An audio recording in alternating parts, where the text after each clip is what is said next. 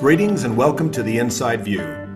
Today I get to do what I love to do most, play that investigative reporter and talk to you about building a business or improving your life.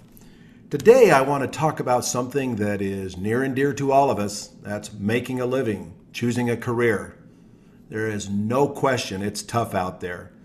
I don't care what part of the world you live in, it appears that things are changing and major shifts are occurring. In fact, it would be hard to find anyone that's not worried about the future.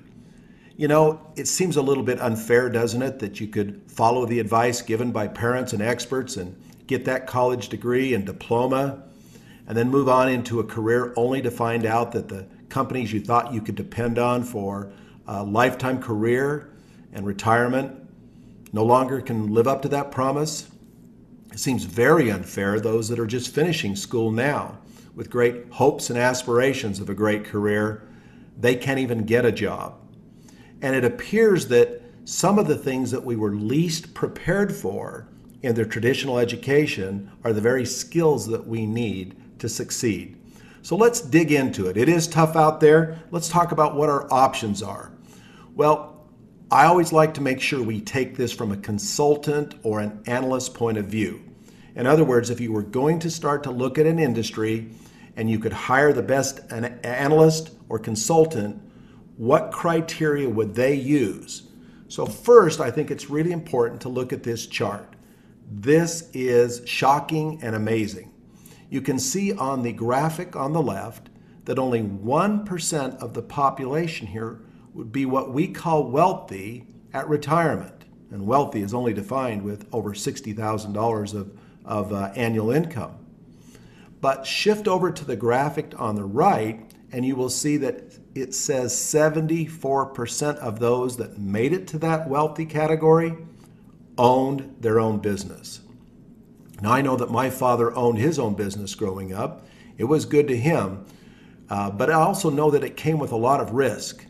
And those of us that know those risk takers know that whether it was a franchise or a bricks and mortar business, that a lot was on the line, and today it's a lot tougher. The stakes have been raised. And so, is there a way to own your own business and to have some real assets without all of the risk? Well, I have always been a believer in network marketing. My career, going in my early 20s, was in orthopedic devices where I would sell to orthopedic surgeons and hospitals. Total hips, total knees, spinal. I loved that. But I've always understood the power of this business model. You know, the ability to create ownership and leveraged income and security and freedom and to build and leave a legacy. I've loved it. But what I didn't love about it was that many people get fooled. I mean, they just don't know the questions to ask. And while they like to believe the person that's so excited that's only been in a day or two, and the person that brought them into the business has only been in a day or two, and they're all just regurgitating the stories that they've heard without any real knowledge, it can come back to bite them. And so this industry has some wonderful companies, but it also has a whole bunch of them that have no chance of success. So here's what I've done today. I've really tried to dig into the real difference makers of the companies that have been successful and are still growing. I introduce you to this chart called the Opportunity Renewal Cycle. This to me is a graphic that if you remember nothing else from this report, remember this. Because you can see as this chart starts on the bottom left there, that every new company starts off and they launch whatever product they have. Some of them are Roman candles, some of them are gimmicky in the electronics world or whatever, but they have what they have. And we know that a significant portion of them fail and never make it to what we would call that first hump. But that first hump is when that cycle has kind of come to an end. It's when the customers are no longer excited that the competition has better products at a better price. Distributors start to lose their energy and momentum, and leaders start to leave those companies. Sometimes they fail and sometimes they just fall back into a flat period for decades and just kind of hold on.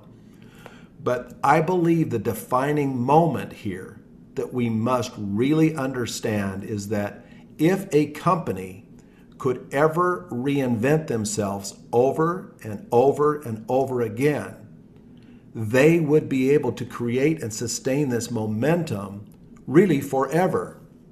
But it comes at a cost, a real high cost, like hundreds of millions of dollars with R&D and acquisitions.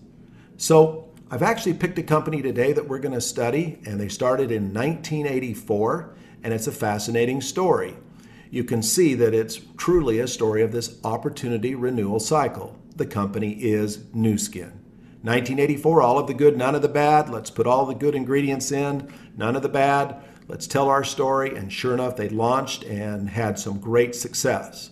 But you can see just a couple years later, they found the need to go out and expand the product line, and they created another cycle, the likes of which may not be matched in direct selling, the vertical growth that occurred with this acquisition of the Nutriol hair product from Europe. But in 92, they were off into the nutrition world. And there they had, I think they were talking phytonutrients and antioxidants back when you didn't hear those words. So way ahead of its time, but a product that's gone on to be one of the best selling in the industry.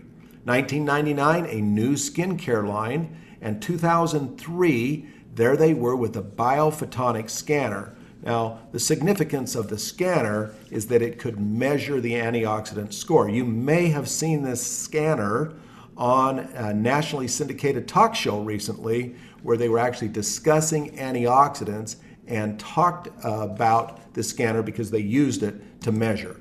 Well, carrying on, they were able to use the nanotechnology then with LifePak in 2005, another spike. 2006, back to Europe to acquire the Galvanic Spa, another huge surge.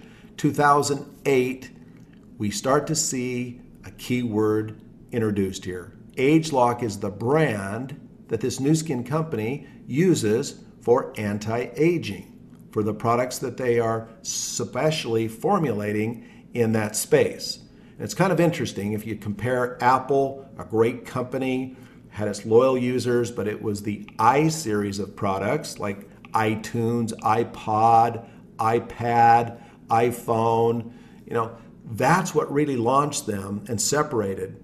It appears that ageLOC, 2008, the introduction, in 2009, they shatter all records with a new skincare system called Transformation. And then 1 year later, 2010, they shatter records again with their first nutrition product using this new gene technology.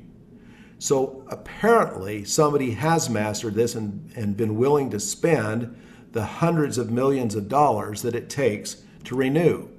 So the question we ask is, can it continue?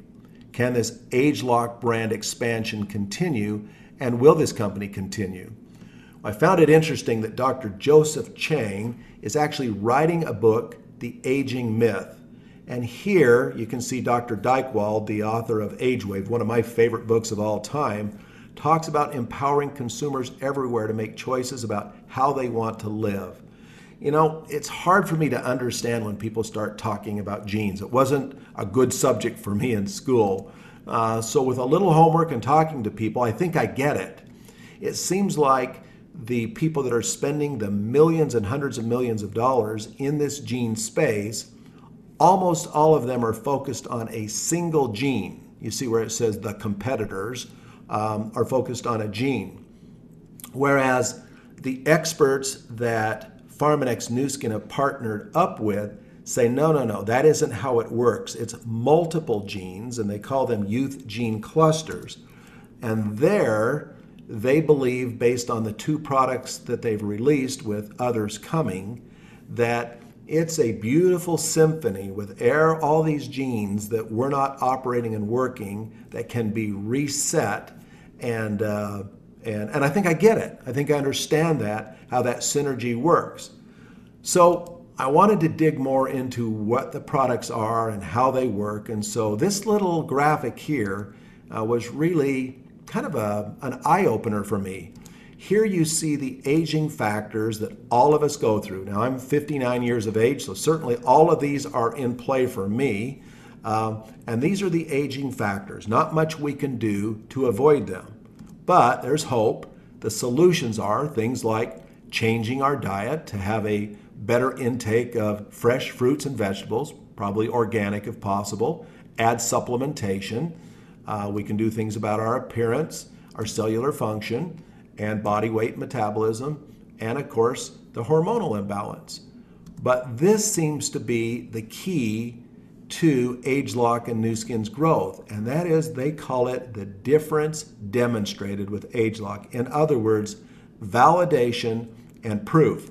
When Truman Hunt, the president, rang the bell on Wall Street at closing and was interviewed on a national TV program, he said that even though the industry might have been in a tough time, and certainly the economy, they had decided to innovate, to spend their money. And so things like the bioscanner and the ability to scan somebody non-invasively and to give a money-back guarantee to prove that the products worked, including scientific studies and double-blinded studies. I mean, this started to make sense to me. I come out of that world again in the orthopedic world, and many of you do too, where you wanted proof. And then this one, for people who really want to see the proof, the handheld galvanic device works hand in hand with the new transformation system. Not enough just to develop this gene-based skincare product, but they had to find a device that could help cleanse the skin first and then drive in that gene-based product for better penetration and to work better. And so once again, to tie up the worldwide exclusive rights and develop those two products, well over $100 million. And then they're talking about a product in October and products to come for body weight and metabolism. Well, I'll tell you, there's not a bigger category out there, is there? And we all know that weight loss category, I mean, let's just be honest. It appears that it's never the pill or the program or the powder or the juice that you drink. It's compliance to changing your eating habits and increasing exercise that almost always spells a success. But they're now talking about calorie restriction. And so do what I did and go Google in LifeGen and look at their studies. It's fascinating. It's kind of hold on and see what this can be. And hormonal, whether it's male for testosterone or females, boy, if we can balance that with resetting the genes, I am all in. So it looks like by the estimates that I have here, almost $1 billion invested, and we'll just say in technology. That could be R&D and acquisitions. It's pretty amazing with all that together, the price to keep this innovation going. So let's dig into LifeGen. We need to. We can't just take their word for it. So LifeGen, are they for real? 300 scientific papers. 300. All on this gene expression and gene profiling. So, I remember hearing and reading when the human genome was mapped. I wondered what would happen, and you started to hear of the promises of some of these big companies, and they were talking about what they might be able to change and cure. But it appears that everybody was after the same thing, to develop these products, to validate them, and then to be able to substantiate the results. This company is claiming we won the race. And if you kind of look at it, you look back, yeah, there's some people using anti-aging, but no one even plays in this space. In fact, LifeGen seems to have brought to the table, along with what the Nu Skin Pharmanex group of their scientists have, the perfect marriage. Because this product now has 16 total patents. It received 2 awards, 4 published scientific articles, 14 scientific posters, and 9 oral presentations just in the last 18 months. So it's actually becoming a global phenomenon. Now, if you're like me, you get hit on a lot of big claim products. So one of the things I've started to do is I've started to ask, well, that's a big claim you've made that this little pill you're going to swallow will literally go in and it's going to do this amazing anti-aging thing. If that's true, show me the scientific presentations that you were invited to give. Well, I don't think we have any. That doesn't make sense to me because you see, they're all searching for people to go out and show their science. And so you just really hope that it doesn't fall back into that category of somebody who's just hyping something, because that's never good for any of us. Well, it's always fun to see where the media is going with this too. So you see programs like CNN, 60 Minutes, Charlie Rose Show, CNBC. They know it's a hot topic. They do their research. What do their listeners and viewers want to watch? And it appears that the gene expression story was huge.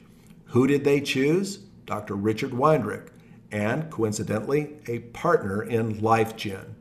So I find that it just seems to it's got me excited that a company can continue to do what they're doing. And I'm trying to be just objective here and look at it, as I say, as a reporter or an analyst.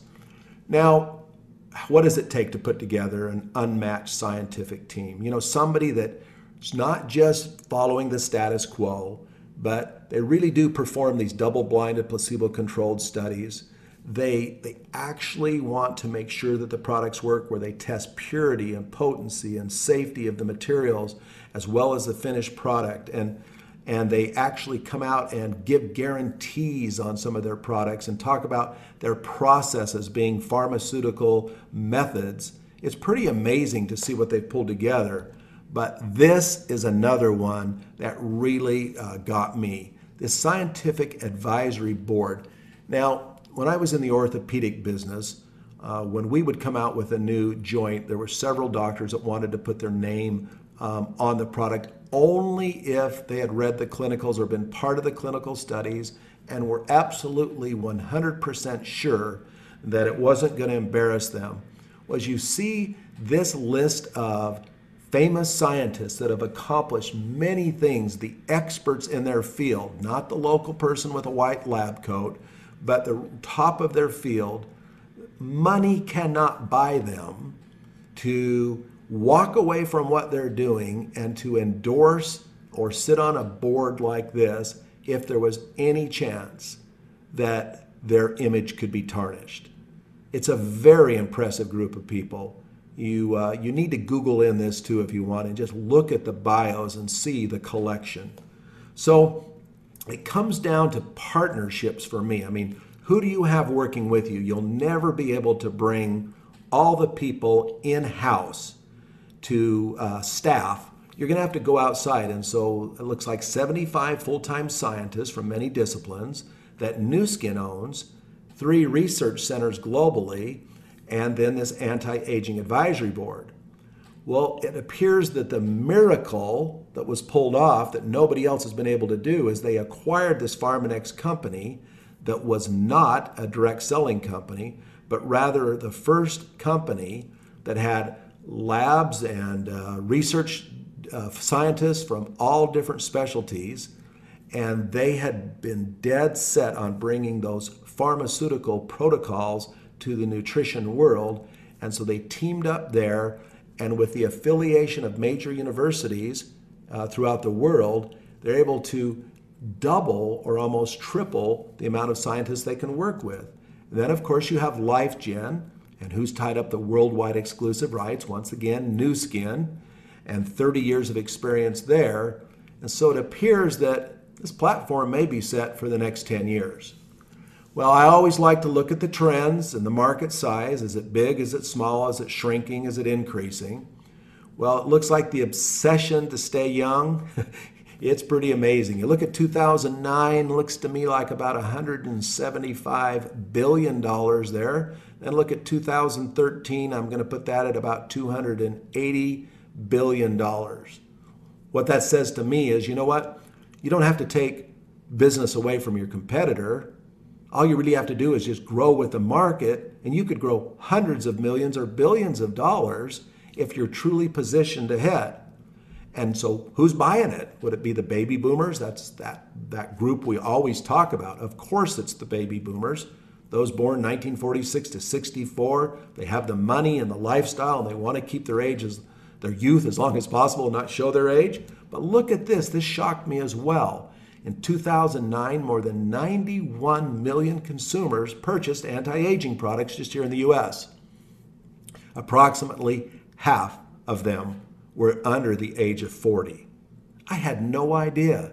So people are wanting to keep their youth, not lose it and try to gain it back.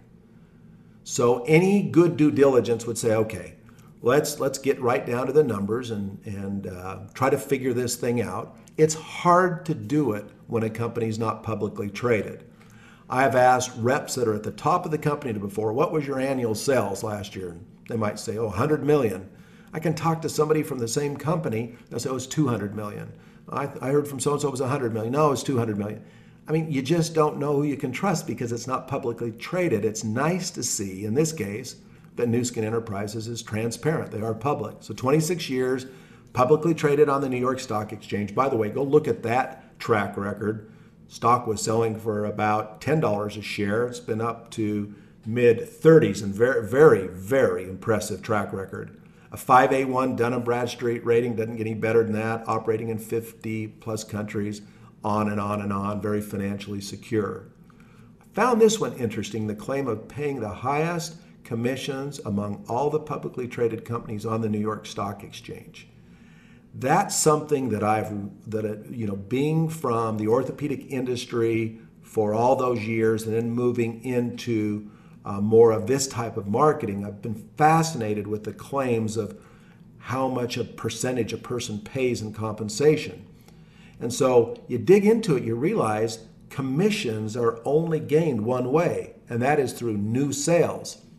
If a company can put on $200 million of new sales in a year, they're going to have a significant portion of that to pay back in, quote, new commissions, in addition to the existing commissions they were already paying their people. And if they can do that year after year after year after year, and especially catch a spike like this anti-aging platform, and it looks like the ageLOC brand that's poised to dominate, that's why this is exciting. Well, are they ready for it? Look at this. Right at the base of the Wasatch Mountains, you see the existing tower on the left and a $90 million anti-aging innovation center that is under construction now. Extremely impressive. A place for those scientists to come, a place for their reps and their employees, and a place where they can actually create this anti-aging culture and environment. And I can honestly say, you don't want a cult in direct selling. You want a culture. You don't want to be involved in something that's uncomfortable. You want to be part of people that are good people, which just brings me to my final slide. And that is the heart of the company. You can tell a lot by what the owners and founders do, especially after they themselves have made a lot of money. I find it very gratifying to see that they have now donated 200 million meals that their customers and distributors have purchased, and then they have been donated to a charity and delivered, helping people after disasters, people who obviously can't fend for themselves in some of the remote places in the world.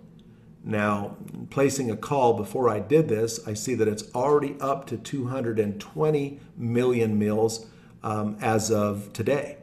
So it continues to grow. What a force for good, which is one of the things the company wants to be, in addition to paying more commissions than anybody in direct selling, their stated goals. So I'd simply say to you, that's my report for today. Don't be fooled. I have been, I must confess, and you can easily be fooled. But if you really think of it the way we've laid it out today and ask the right questions, it is never going to be about that sizzle hot little gimmicky electronic internet, one product niche, one hit wonder Roman candle. History has proven that it takes a sustained amount of money, commitment, and as we said, innovation, innovation, innovation. And so it appears that ageLOC, gene expression, may be the ultimate business for you. Well, that's it for our series today and our session today. I wish you all the very best. Choose wisely.